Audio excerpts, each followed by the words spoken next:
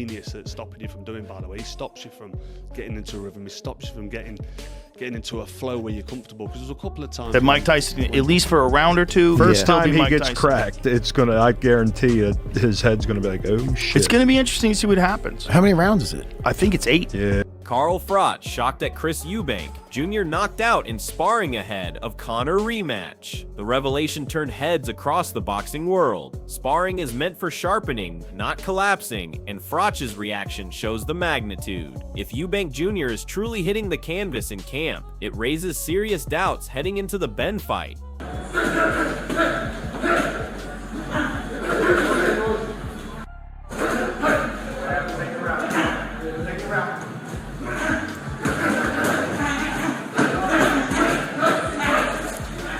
But Froch wasn't the only one. Other major voices in boxing soon weighed in with their own takes. Frank Warren doesn't mince his words, calling Eubank's approach stupid and insisting he has no chance if he delays. Harsh as it sounds, Warren's remarks add more fuel to the fire, making this rematch sound like a make-or-break scenario for Eubank Jr. I think Chris Eubank Jr. needs to settle with him as soon as possible, because he ain't going to win that, that's for sure.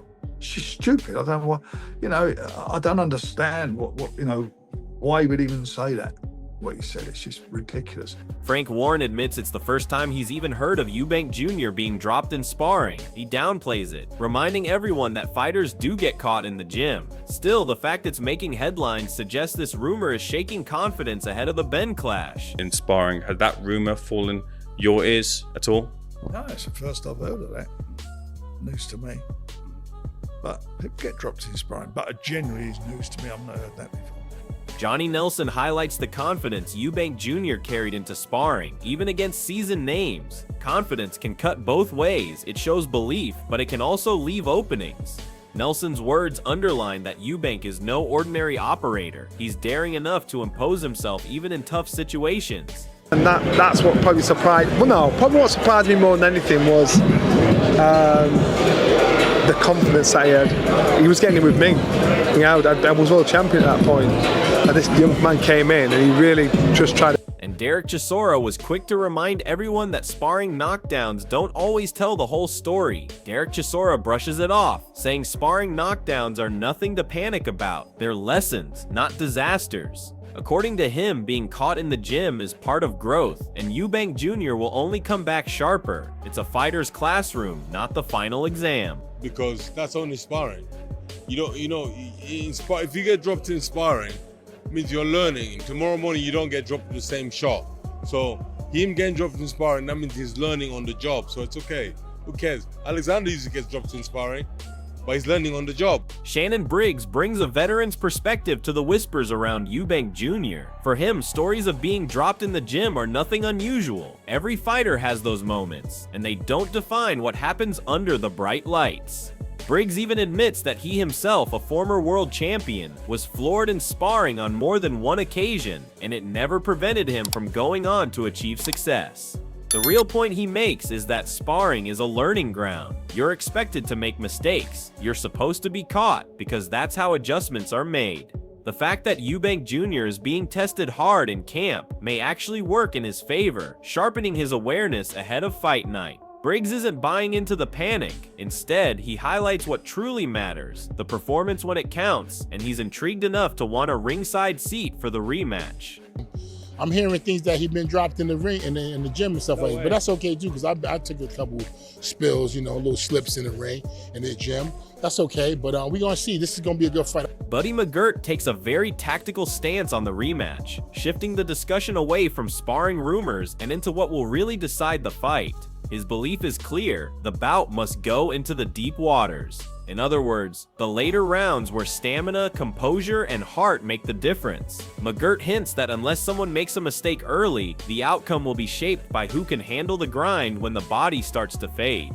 For Conor Benn, the strategy might be to push Eubank Jr. into uncomfortable territory, testing his legs and resilience. For Eubank Jr., the challenge will be to manage the pace, control the tempo, and use his experience to come on stronger as the fight wears on. What McGirt suggests is that talk of knockdowns in the gym is irrelevant if the fight stretches to its toughest, most draining stages, where champions are truly made. Had you heard that rumor? It's good because that's only sparring. If you get dropped in sparring, it means you're learning. Tomorrow morning you don't get dropped in the same shot.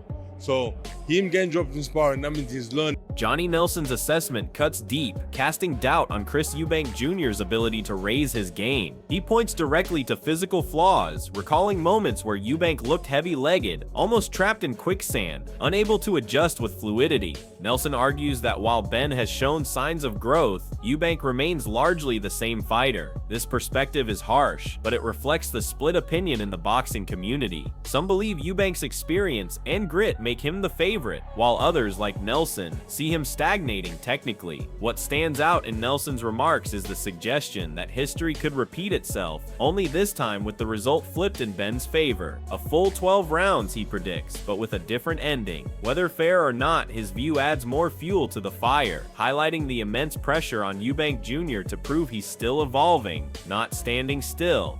I do see improvement there for Conor, and I do think the results will be different the other way around in the next fight.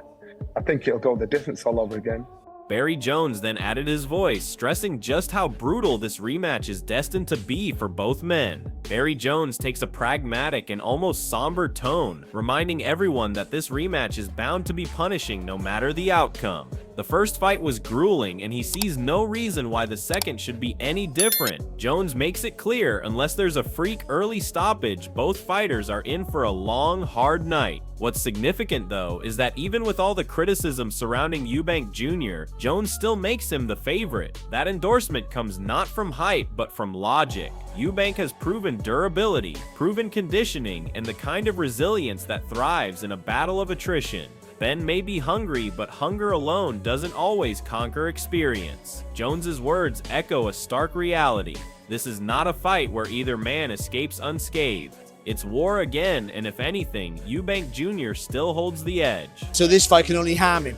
Because that was a hard fight, the first one. This one will be another hard fight, whoever wins, unless there's a real freak occurrence, not freak occurrence, unless someone gets caught with the shot really early, then it's going to be a hard night. Which you still have to make Eubank the favourite again, like I did the first time.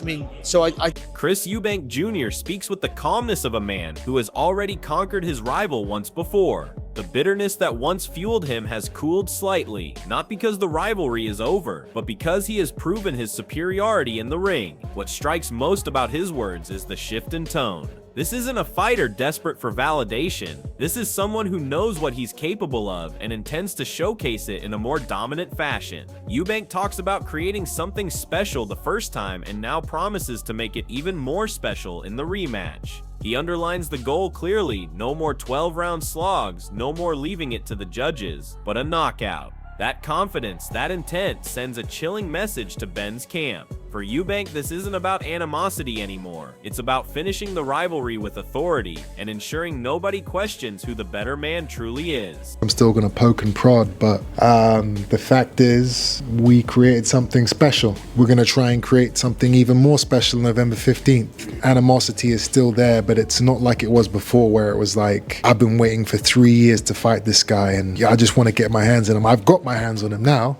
I've beaten him. So now it's kind of like, all right, well, we're going to do it again. We're going to do it even better. Let's see what happens, you know? It's a different energy. You see yourself knocking him out this time round? I think so. That's the goal. That's going to be the game plan. I don't want to have another 12-round fight. So if I can get him out of there, I'm going to. But of course, not everyone buys into Eubank's conviction. Oscar De La Hoya raised a critical point about the dangers of weight cuts. Oscar De La Hoya's warning couldn't be clearer. Weight matters. At elite level, even a single pound can make the difference between strength and weakness, composure and collapse. He recalls fighters nearly fainting on the scales, drained to the point of endangering their health, all in the pursuit of an advantage that backfires. His remarks hit home when we remember how much discussion surrounded Eubank Jr.'s weight cut in the first fight with Conor Benn. Critics argued that he was weakened, not fighting at his natural strength, and Oscar's words echo that concern. If Eubank truly struggled last time, then the performance we saw may not have reflected the best version of him.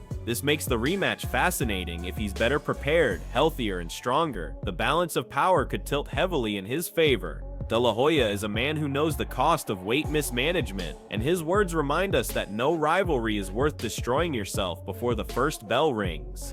You have to follow the weight classes. You have to follow directions and orders, and that's why we have weight classes. For 1 pound makes a huge difference.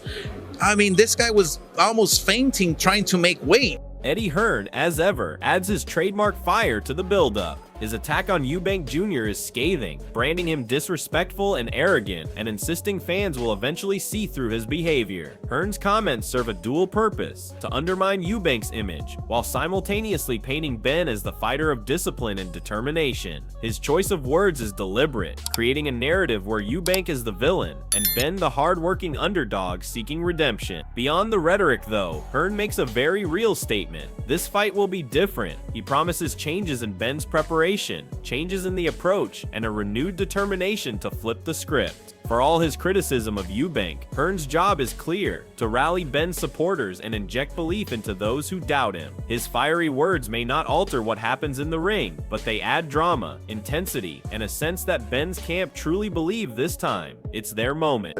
Honestly, this guy has zero respect for anything. And I hope people can see through it. Some will, some won't. But if you can't see them, that's a lot of what happened up there was just wrong. So listen, we go to work and we're in to win the fight. It's going to be different this time. Last one, how disappointed were you? Wasn't. This rematch is more than just another fight. It's legacy, pride, and reputation on the line. For Chris Eubank Jr., victory would silence the critics, erase the sparring rumors, and cement his standing as the superior man in this bitter rivalry. A knockout win, as he's promised, would send a statement that can't be ignored. But if Conor Benn pulls off the upset, the narrative flips entirely. Benn would not only prove he has improved, but he'd also hand Eubank a loss that could define him for years. Who wants it more? Who's mentally stronger? That's the question fans are asking as the tension builds. This fight isn't just about skills, it's about heart, will, and the ability to deliver when it matters most. So tell us, are you backing Chris Eubank Jr. to prove his dominance, or is Conor Benn ready to shock the boxing world? Drop your thoughts below.